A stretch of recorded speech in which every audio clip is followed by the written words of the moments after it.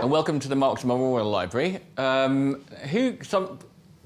half of you, I think, have been here before. Who hasn't been to this building before? And had you heard of it before you came? Yes. No. Yes, so some of you had. It's not a well-known landmark in London, but I think it should be. It's been here, the building has been here since 1720. It was a Welsh school. And it's been a sort of centre of radical or progressive or left-wing debating and activity since the 19th century. Lenin worked upstairs, and you can see his coat and his study. He edited the Spark magazine.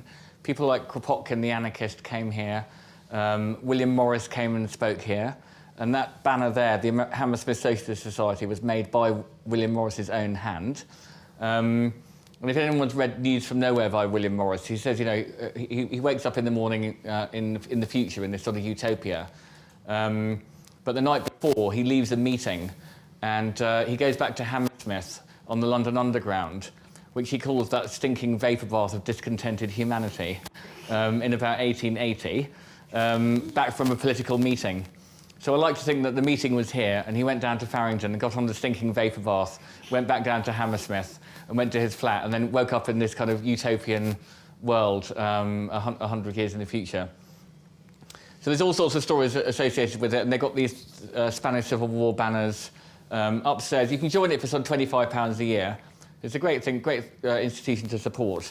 You know, they have no money. They have like one staff member, I think. We like having events here because it's got a lot of charm, and it's you know, it's a bit institutional, but it's sort of fun too. And the full name is the Karl Marx Memorial Library and Workers' School. So there's something about their aims that fit in with the Idlers, which is that we want to sort of educate and bring people together and discuss ideas. So that's why we like renting this hall. Also, if you're unwaged, it's very cheap to rent. They have like different, not that we're unwaged. Well, entrepreneur is just another word for being unemployable, isn't it? But yeah, so have a look at their website and check out their thing. I'm sure they'd like your support. Tonight we're going to be talking about Plato's Symposium, and this was what is called a dialogue, which was written in the sort of 4th century BC by Plato, about Socrates and a bunch of his mates. Plato was younger than Socrates. He was taught by Socrates. He was an Athenian aristocrat, and it was Plato who started the first philosophical school, which was called the Academy. And this was an actual place you could go to and philosophize. And he wasn't the only one. He wasn't the only philosopher in ancient Greece. There were a lot of philosophers in ancient Greece. There were the Stoics, the Epicureans. There was people like Diogenes who lived in a barrel and rejected all convention. And it was a sort of philosophical ferment in this really fascinating period in the sort of 5th to 4th centuries BC in ancient Athens. And they also held these things called symposiums, which means drinking together. And they were, you could call them a sort of philosophical piss-up.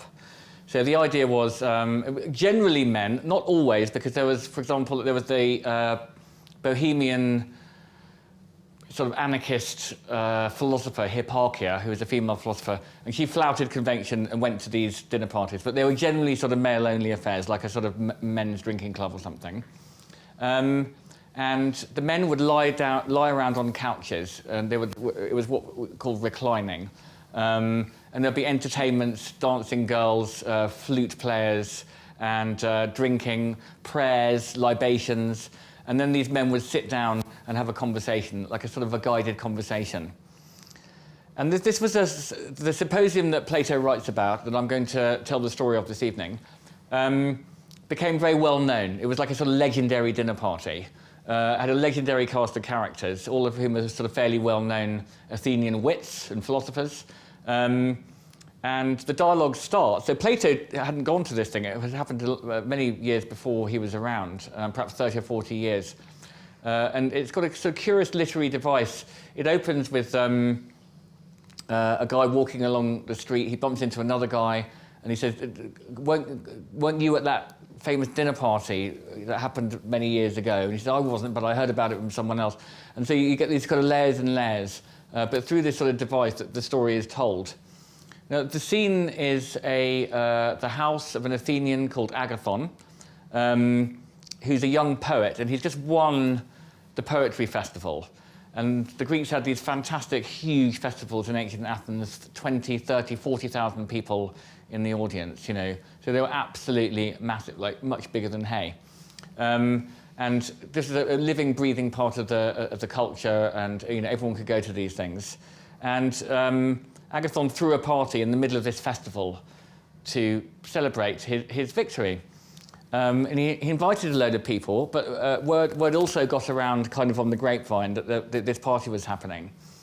And the sort of main narrator of the story relates that he was on his way to this party at Agathon's where he'd been invited, and he bumps into Socrates, who's wandering along as well. Now, everyone in ancient Athens knew who Socrates was. He was absolutely crazy. He stood out.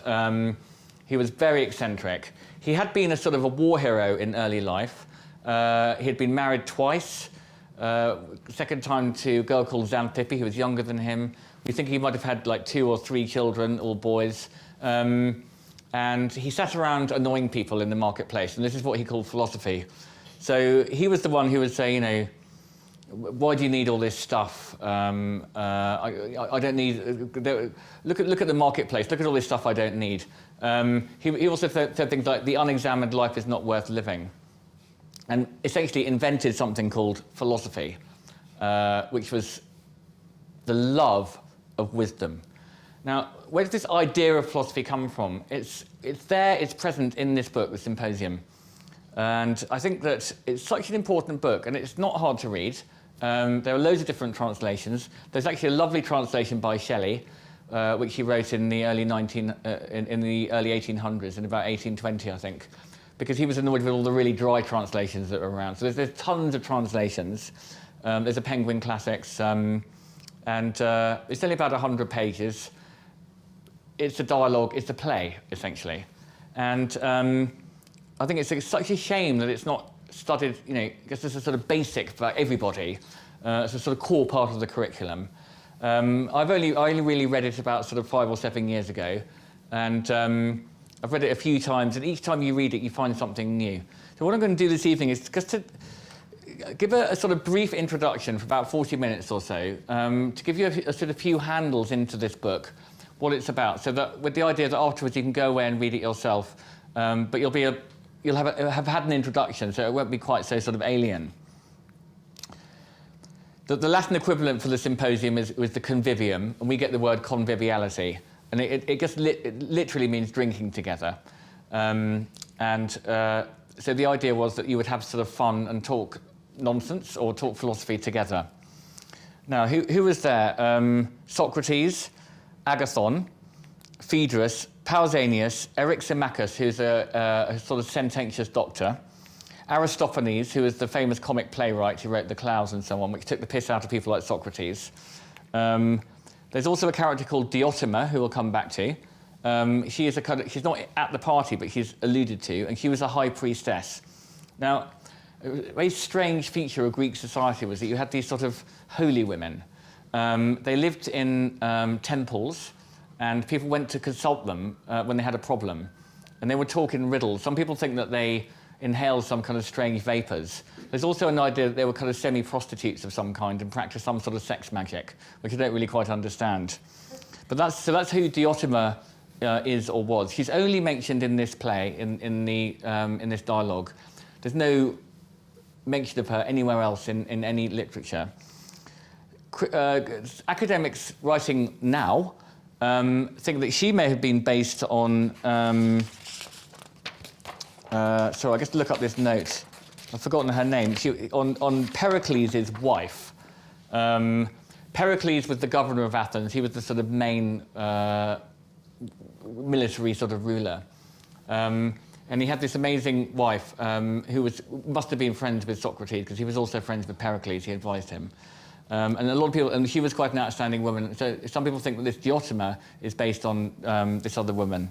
This is how it's introduced. What was the Symposium? At the beginning, I think it's Apollodorus, who's the narrator, says, what were those discussions on love?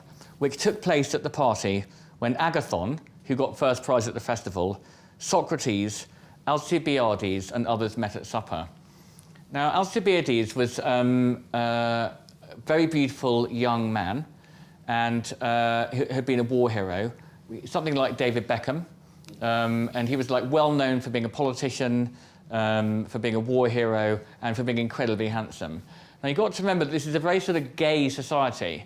They wouldn't have had that word, and people were on a kind of a spectrum, but these parties were very much male-only affairs. Everyone knew that Socrates had a kind of a crush on Alcibiades, and vice versa.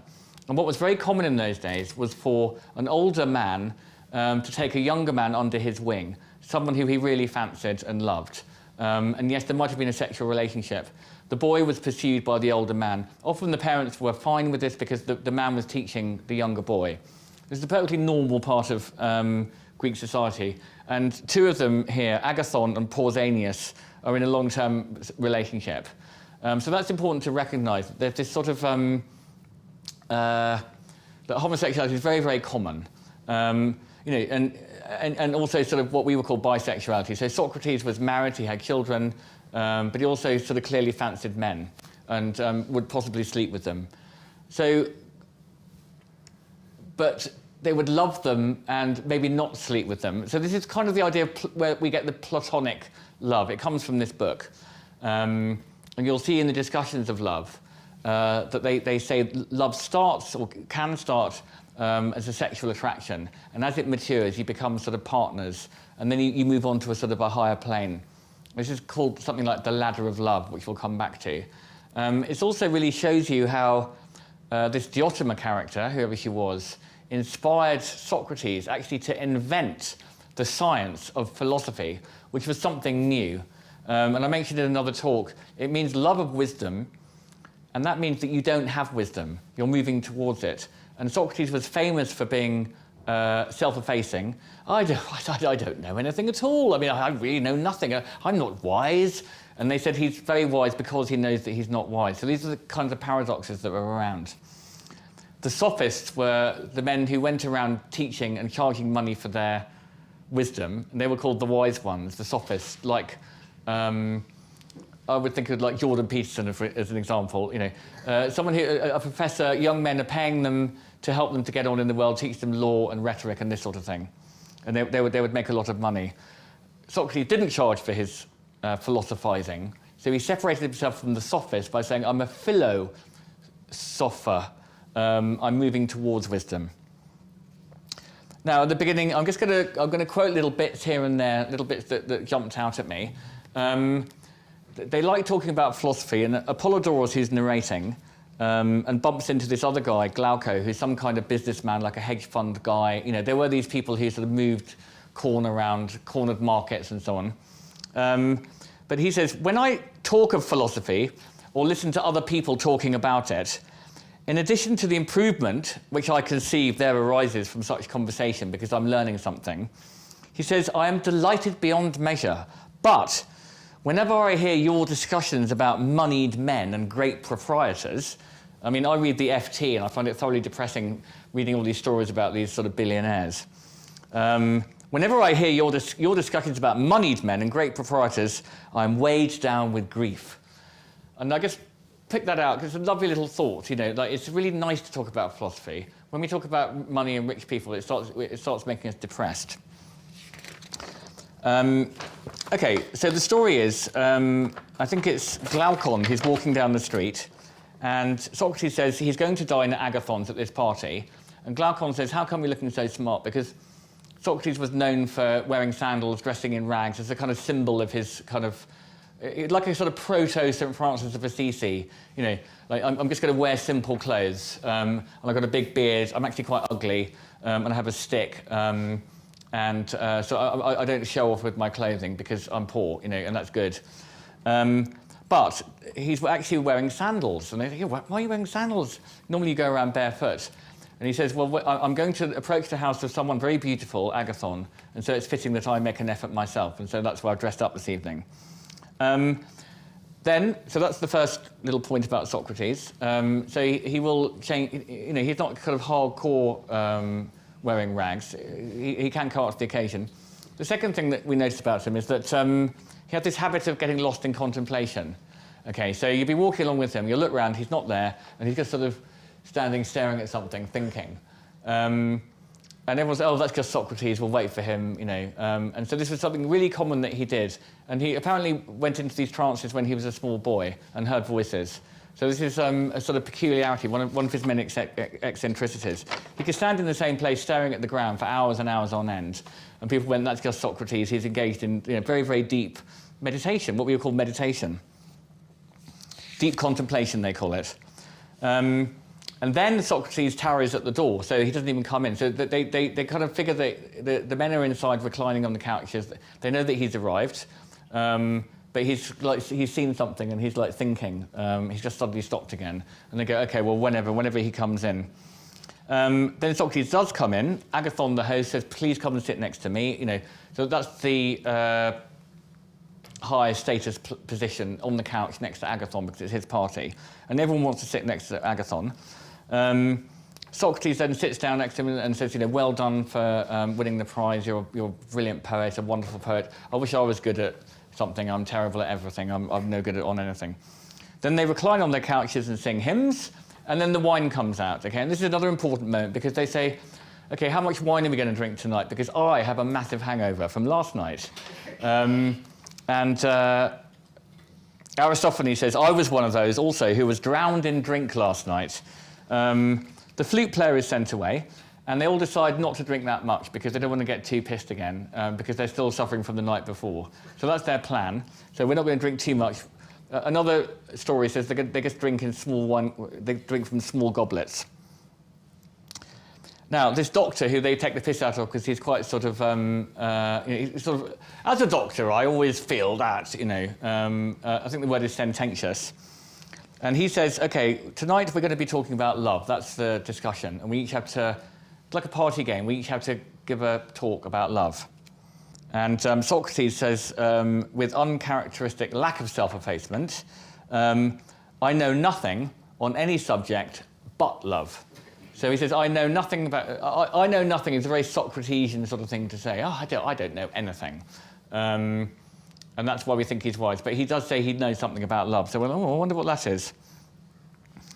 So the first guy starts with a sort of quite a sort of conventional story about what love is, which I'll just skip through. He says, first there was chaos, then there was earth, and then love was created.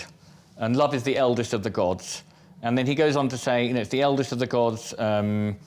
It's a wonderful thing when, you know, there's love between friends, of a husband to a wife to a husband. And he tells the story of someone called Alcibiades who died for her husband because she loved him so much. That's good. Achilles killed Hector in revenge because he loved his friend so much. And that's more or less it. You know, it's sort of fairly sort of conventional encomium about love, I suppose. The next guy, Aeneas, says, okay, there are two different sorts of love, the earthly and the heavenly, so the sort of base lust of love, and the higher form of love, which I suppose you might call sort of platonic. Earthly love or lust may be wrong because it's selfish, it's just, you know, you've got to sort of get those needs met, and you'll do anything to get them met. And if you fall in love with someone only for their body, and their looks, obviously they will age and that will fade. And so he's saying bodily love, this kind of selfish base love, can cause all sorts of problems. But the love of the noble disposition is on a sort of higher plane, and can last for your whole life. And he said things like, there's dishonor in being overcome also, you know, there are bad forms of love, the love of money, or the love of wealth, or the love of political power. So these are all sort of bad things in this philosophical context, they're saying, you know, so the love of money is something that's bad, or the love of wealth, or the love of political power. Next up is Aristophanes. He's supposed to go next, but he has the hiccups. He says, oh, I've got the hiccups. And he says, well, Eryximachus, that you're a doctor, either cure my hiccups or go on next. And Eryximachus, I don't know whether I'm pronouncing these words correctly, Eryximachus. And the doctor says, well, you should hold your breath, gargle with water, If that doesn't work, tickle your nose and make yourself sneeze, Aristophanes. So Aristophanes says, well, I'll do both. I'll follow your advice and I'll be the next one to talk. And Eryximachus, by the way, says, the body has good and bad love. So he talks a little bit about love as well before Aristophanes. So he says there are good and bad things that the body loves, and it's the sort of task of medicine to distinguish between the two. So I suppose sort of taking heroin, the body loves it, but it's bad for you. It's excessive alcohol. There's all the things that the body likes which are good for you, and it's that balance that medicine's all about. There's good love and evil love, and the body must be in harmony, must be harmonious. And then Aristophanes makes this not very funny joke. Yes, now my hiccup is gone. However, it was not gone until I applied your sneezing remedy. I wonder whether the harmony of the body has a love of such noises and ticklings, for I no sooner applied to sneezing than I was cured.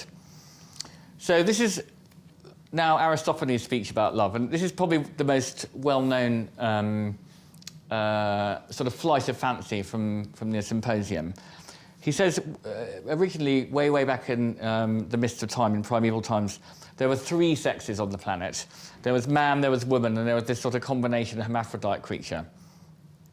And all the people were these sort of bulls and were extremely powerful. They had 2 arms and 2 legs and 2 heads. So he says, the primeval man was round, his back and sides formed a circle, and he had 4 hands and 4 feet, 1 head with 2 faces, looking opposite ways, set on a round neck, 4 ears, 2 privy members, and the remainder to correspond. He could walk upright as men do now, backwards or forwards as he pleased, and he could also roll over at a great pace. So there were these creatures that rolled all over the world, turning on his 4 hands and 4 feet, 8 in all, like tumblers, jugglers, going over and over with their legs in the air when he wanted to run fast. So these creatures, these sort of 4-legged ball-type things, were rolling around the world and became very powerful and started attacking the gods. So the gods, like Zeus, were worried about their power. And Zeus cut them in 2, as you might divide an egg with a hair, he says. And so they're all cut in half, so they're sort of half as powerful. And he says this rather complicated thing about, and this is how different kinds of sexualities came about. So he says, the male generated in the female, i.e. gave semen, in order that by the mutual embraces of man and woman they might breed, and the race might continue. Or if man came to man to find his other half. So this is all about, we're looking for our other half, literally. So he sort of takes it back to that. If a man was cut in 2, he's looking for his other half, so he's looking for another man. If man came to man, they might be satisfied and rest and go their ways to the business of life. So ancient is the desire of one another, which is implanted in us, reuniting our original nature, making one of 2, and healing the state of man. So we're all these sort of half people. Each of us, when separated, having one side only, like a flat fish, is the indenture of a man, and he is always looking for his other half. Men who are a section of that double creature which was called androgynous are lovers of women. Adulterers are generally of this breed, and also adulterous women who lust after men. The women who are a section of the woman do not care for men, but have female companions. So there's lesbians, gay men, and heterosexual men and women. They who are a section of the male follow the male, and while they are young, they hang about men and embrace them. They are themselves the best of boys and youths because they have the most manly nature. So he's saying that the sort of gay men are the most manly of all men. Some people say they're shameless. This is not true. They do not act from any want of shame, but because they are valiant and manly and have a manly countenance, and they embrace that which is like them. So it's seen as extremely manly to love another man. It's not effeminate. And these, when they grow up, become our statesmen. So, but that was a good thing because they were good at looking after the state. I think a lot of these men might also have children as a sort of a duty and a wife, as well as being attracted to other men. So, and Aristophanes finishes by saying, I believe that if our loves were perfectly accomplished and each one returned to his primeval nature, each one returning to his primeval nature had his original true love, then our race would be happy. So it's quite a sort of, it sounds absolutely ridiculous and like a joke, but it's actually quite a sweet idea in the end. And it's extremely progressive. Because it's, as the Greeks did generally, they're completely, there was no hint of any sort of, prejudice against same-sex couples or anything like that. So now Agathon, who won the poetry festival, he's the young poet, he praises the god. By the way, they use the word eros for love. It's like a sort of personification. Eros means love. And he sort of does, Eros is wonderful, he walks not upon the earth, nor yet upon the skulls of men, which are not so very soft, but in the hearts and souls of both gods and men, which are of all things the softest. It's kind of saying all you need is love, I think. And he says love is a poet and brings out the poetry in other people. When you're in love, you suddenly become poetical. So love brings out poetry that's inside you that you didn't know you had. Animals are created by love because the creatures are loving each other. Artists are inspired by love to create and make things. The arts of medicine, archery, divination, melody of the muses, metallurgy, weaving, all are due to love and the love of the beautiful. So when you get people like William Morris saying, we should only love what is beautiful and true, and Keats and so on, they're harking back to this sort of idea that was around in ancient Greece, in ancient Athens. Love gives peace on earth and calms the stormy deep, who stills the winds and bids the sufferer sleep. The friend of the good, the wonder of the wise, the amazement of the gods. So this is Agathon's, praise of love. Isn't love wonderful? It's fantastic. Now Socrates has a very, very different view, and it's quite subtle. So Socrates, as I said, he's self-deprecating. He opens with his speech, and everyone's like, "Wow, what's Socrates going to say? This is going to be amazing." When I reflected on the immeasurable inferiority of my own powers, I was ready to run away for shame if there had been a possibility of escape. He's saying that because he's saying, Agathon, that was just amazing. You are a great poet. I mean, there's no way I can... It's like saying, how do you follow that? I'm just going to run away. I mean, wow, wasn't that amazing? But then he goes on to say that actually this kind of overpraise of love is silly. He says, I made a bit of a mistake here. I thought we were talking about love, but now I see that the point of this evening was that we should all attribute to love every species of greatness and glory, whether really belonging to him or not, without regard to truth or falsehood. So actually he's attacking Agathon, what Agathon has said, because he thinks it's silly just to say that love is great. So he says, would you all like to have the truth about love spoken in any words and in any order, which may happen to come into my mind at the time? Will that be agreeable to you? Again, that's typical Socrates, always asking questions. And everyone goes, yes, that would be great. Now, he says, I will ask about love. Is love of something or of nothing? That's his first question. And Agathon says, well, obviously of something. Keep in mind what this is, says Socrates, and tell me what I want to know, whether love desires that of which love is. And does he possess or does he not possess what he loves and desires? So if you love and desire something, do you already have and own that? And Agathon says, well, probably not. So Socrates says, so we love what we lack. He and everyone who desires that which he has not got already, which is future and not present, and which he has not and is not, and of which he is in want. Are these the sorts of things which love and desire seek? Yes, Socrates. So love wants but does not have beauty. Is that right, he says? So people say, yes, that sounds right. And then he talks about this Diotima. Diotima of Mantinea, a woman wise in this and in many other kinds of knowledge, who in the days of old, he says, when the Athenians offered sacrifice before the coming of the plague, these visitations of plague were quite common. And as in the Middle Ages, they had all sorts of theories about how they could get rid of them. And she offered sacrifice before the coming of the plague, delayed the disease by 10 years.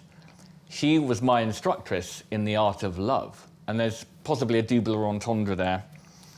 Now, yes, so it's Aspasia. It's Aspasia who was Pericles' lover, who an academic writing now thinks that Diotima might have been based on Aspasia, who was a very sort of amazing, beautiful, and wise person.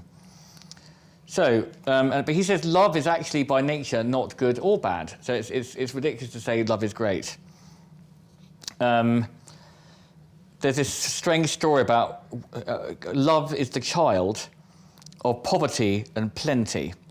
There was a feast. Poverty came begging. Plenty, who was the worse for nectar, because there was no wine, fell asleep, and poverty plotted to have a child by plenty, lay down at his side and conceived a baby called love,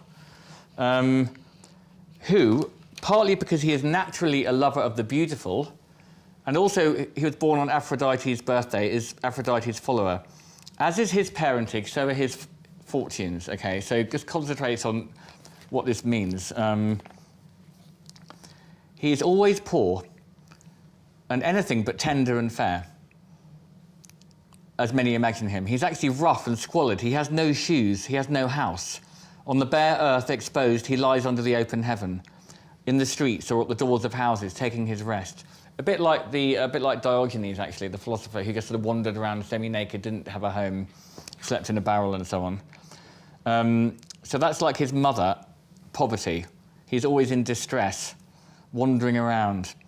Like his father, too, who he resembles, he is always plotting against the fair and good. He is bold, enterprising, strong, a mighty hunter, always weaving some intrigue or other, keen in the pursuit of wisdom, fertile in resources, a philosopher at all times, terrible as an enchanter, sorcerer, sophist. He is by nature neither mortal nor immortal, but alive and flourishing at one moment and dead at another moment.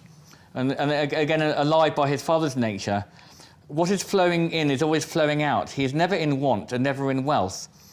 He is between ignorance and knowledge. So he's like a sort of halfway house. The truth of the matter is this: no God who is already a god is a philosopher, i.e., a seeker of wisdom, because he is already wise. And any man who is already wise does not seek after wisdom, but also the ignorant don't seek after wisdom. It's these sort of clever people who seek wisdom, who are sort of in between. So she says, so this is where the idea of philosophy comes from. You're sort of moving towards, you love wisdom, you're moving towards it. Love is this sort of in-between state. And that's a wise way to be. Now, she says, this is my advice for people. Beginning youth to visit beautiful forms and fall in love with beautiful things. And then he will soon perceive that the beauty of one form is akin to the beauty of another. So this is the idea that there's a sort of an idea of beauty. The beauty in every form is the same. And when he perceives this, he will abate his violent love of the one. So you're massively in love with just one person, violently in love, like obsessively in love.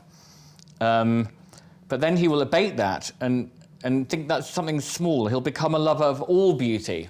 So you sort of open up from this small love into a sort of a big love. This is the ladder that I mentioned. So then he will be then content to love and tend him, and he will search and bring out to birth thoughts which may improve the young. And then he is compelled to contemplate and see the beauty of laws and institutions. And that personal beauty is just a trifle. Socrates was known for being ugly. He will be in love with everything, not like a slave, not mean and narrow-minded, but drawing towards and contemplating the vast sea of beauty. He will create many fair and noble thoughts, and in his boundless love of wisdom, until on that shore he grows and waxes strong, and at last the vision is revealed to him of a single science, which is the science of beauty everywhere, the love of wisdom, or philosophy. So this is kind of like she's inventing philosophy. And then she says, this is the life that men should lead above all others, in the contemplation of beauty, a beauty if you once beheld, you would see not to be after the measure of gold and garments and fair boys and youths whose presence now entrances you. You only want to look at them, to be with them. But what if man had eyes to see the true beauty, the divine beauty, which is what I mean, pure, clear, unalloyed? So it's a very mystical statement here. For what we, this is the sort of beginning of Western philosophy, which we tend to think is quite sort of rational. But this sounds a bit like something more you might expect coming out of a Christian mystic or something. Not clogged with the pollutions of mortality and all the colours and vanities of human life, holding converse with true beauty, simple and divine. Beholding beauty with the eye of the mind, he will be enabled to bring forth realities and bring forth and nourish true virtue to become the friend of God and be immortal. Would that be an ignoble life? So that's how Socrates ends with. So he's talking about, it's basically kind of idling. The superior life is the contemplative life. And Socrates learned this from Diotima, the temple priestess.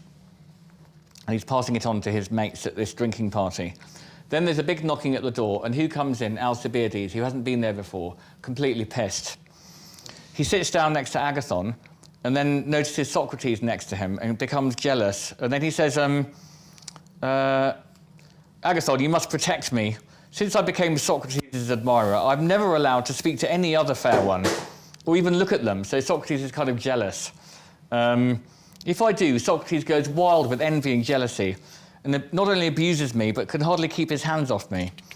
But then he goes on, and that's kind of a joke, but then Alcibiades goes on in his praise of love to praise Socrates and why he loves Socrates so much, and why he's such an unusual and very special and inspiring person who inspired everyone around him and still inspires people today, 2,500 years later. He says, firstly, he gets everyone to fill up their glasses of wine. He says Socrates can drink as much as he likes, so it won't have any effect on him at all. And Alcibiades says, I've heard Pericles and the great orators, and they were good, but I never had any similar feeling. My soul was not stirred by them, nor was I angry at the thought of my own slavish state, which is what Socrates did. He sort of made you question all your received opinions. And then he also makes a joke. This is what I've suffered at the hands of this flute-playing satyr, as he calls him. Now, did they or did they not sleep together? Alcibiades decided to pursue Socrates, and he played some tricks on him to try and get him to go to bed with him. Nothing worked, and then he said the second time, still in pursuance of my design, he said he invited him out to dinner with the hope that something else would happen. I went on conversing far into the night, and when he wanted to go away, I pretended that the hour was late and he had better remain. Well, I think it's a bit late, it's a bit dangerous, but why don't you just stay here? There'll be no problem at all. So he lay down on the couch next to me, the same on which he had supped, and there was no one but ourselves sleeping in the apartment. And this may be told without shame, but what follows I could hardly tell you if I was sober. But he was so superior to my solicitation, so contemptuous and derisive and disdainful of my beauty, which I fancied was pretty good. I mean, he says, I kind of slightly ironically, I do have my admirers. I'm not, I'm known as a beautiful person. You shall be a judge of the haughty virtue of Socrates. Nothing happened. In the morning, when I awoke, I arose as from the couch of a father or an elder brother, even though he'd actually got under the same cloak with him. And he said, and I embraced this monster all night, or something like that. And he was like so happy to be holding this Socrates character in his arms. But nothing actually happened. It was just like a father and a son. This is what he claims. Socrates' wife, Xantippe, thought there was much more going on. And Alcibiades made Socrates a seed cake one day, which he took home. And she said, what's that? And he said, well, it's cake that Alcibiades made for me. Whereupon she flew into a jealous rage and stamped her feet all over it. She also used to pour water over his head when he came in late after one of these piss-ups. And then Alcibiades also tells a story of when there were a battle together, I think against the Spartans in the Peloponnesian War. He tells one of these stories of Socrates going into a trance. One morning, Socrates was thinking about something which he could not resolve. He would not give it up, but continued thinking from early dawn until noon. There he stood, fixed in thought, and at noon attention was drawn to him, and the rumour ran through the wondering crowd that Socrates had been standing and thinking about something ever since the break of day. And then he was wounded, and he says, and he would not leave me, but he rescued me and my arms, and he ought to have received the prize of valour, which the generals wanted to confer on me. And I told them so. Right, now we're just coming to the end here. So, this is, it's a discussion of love. These men have to give their sort of speeches in praise of love. Most of them give something sort of fairly conventional. Socrates comes in with this really sort of quite an odd idea. And this is the birth, really, of philosophy as an idea. And then his kind of semi-lover or friend or something, Alcibiades, bursting, completely drunk, makes everyone get more drunk. You remember at the beginning they said, we're not going to drink that much. They've all completely given up this idea by now. And then at this point, more revellers break in, like gate crashers sort of turn up. I don't know what time it is, 4 or 5 in the morning. And the whole room is sort of filled with all this kind of revelry. And this is the last paragraph of the... it's just so sort of fun and light as one of the great sort of, it's the great philosophical text. It's the foundation of all philosophy. And it's just such a laugh. And it's all about drinking and falling over and getting drunk and sex and, So Aristodemus said that Eryximachus, Phaedrus, and others went away. So they left. They're calling it a night. He fell asleep and took a good rest. He was awakened towards daybreak by the crowing of cocks. And when he awoke, the others were either asleep or had gone away. There remained Socrates, Aristophanes, and Agathon, who were still drinking. And they were drinking out of a large goblet, which they were passing around. Socrates was discoursing to them, philosophizing. Aristodemus was only half awake and didn't really hear much of what they were talking about. He remembers Socrates telling the others that they had to acknowledge that the genius of comedy was the same as the genius of tragedy. The true artist in tragedy was an artist in comedy also. So he's like, so he's still arguing as if he hasn't drunk anything and sort of beating these people into submission. You know he was killed by the Athenian state, don't you? He had to drink the hemlock because they found him like sort of too annoying. The chief thing, they were quite drowsy, so they just go, yeah, whatever, you're right, whatever. And then Aristophanes fell asleep, and then the day was already dawning. Agathon fell asleep. Who's still awake? Socrates. As if nothing's happened, he's drunk all night. He's out-drunk everybody, and he just walks out of this party and rose to depart. At the Lyceum, he took a bath and passed the day as usual. In the evening, he retired to rest at his own home. And there concludes Plato's Symposium. Thank you.